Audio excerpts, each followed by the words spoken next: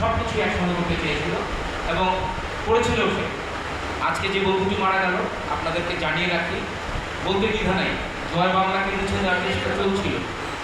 তার প্রতিবাদে যে কজন কবি দাঁড়িয়েছিলেন, কবি সৌমিত্র দেবচিত্র আমার বন্ধু, তাদের অন্যতম একজন ছিল।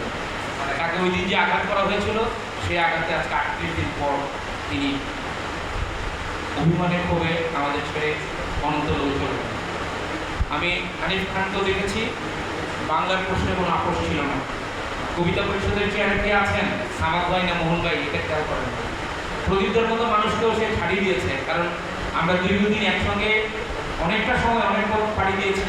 হয়তো হাফিজ ভাই এটা জানেন না যে হানিফের চাল চলতি বয়সের তুলনায় অনেক বেশি প্রবীণদের সঙ্গে ছিল, যার ফলে হানিফ ভাই আপু ভাই ঠিকই বলবেন যে ও যখন প্রেমের কথাও বলতো মনে হচ্ছে ঝগড়া করতেছে। আসলে যারা কাজ করেন এবং অন্যরা তার মতো করে কাজ করে না, তখন তার ভেতরে যে তাড়নাটা কাজ করে, ওই তাড়নায় তার ভেতর থেকে প্রেমের কোমলতা বা কুসুমাস্তীর্ণ কথাবার্তাগুলো থাকে না। কারণ সবসময় সে একটা জিনিস চেয়েছে, বন্ধুদেরকে নিয়ে সম্মিলিতভাবে বাংলার জন্য কাজ করতো, কবিতায় হোক, গানে হোক, ছোটদের নিয়ে অভিনয় হোক। প্রশ্ন হলো শিশু সাংস্কৃতিক জোটের শিশুরা যেভাবে ওর জন্য মাতম করেছে ওর মৃত্যুর পর, আমি নিজে সাক্ষী। আমার খেলাঘরের বন্ধুরা হানিফের একটি গান, আমার খেলাঘর বন্ধু মারুফ, সেটা তৈরি করেছে, ট্র্যাক হয়ে গেছে, গানটা হয়তো আমি একদম বুঝবই। তো একটা সময় কনক, হানিফ, চিমনি খান, হানিফ খান, হাইউল্লার উপর শেখ হাসান মহরদি, আমি আমিনুল রানা, আমরা 5-6 জন মানে একটা নেশার ধরে ছুটে বেড়ানো মানুষ। ওই যে দয়াগঞ্জে গিয়ে যুবশক্তির অফিসেও তো আমরা কম প্রোগ্রাম করি নাই। আক্তার ভাই আছেন, আমরা ভাই একটা মানে না বলে পারছি না। পাপ্পু ভাই বললেন যে আর্থিক বাতাবরণের যে বিষয়টা সীমাবদ্ধতার মধ্যে ছিল, আমরা 2 টাকার ভাত কিনে 6 জনে খেয়েছি।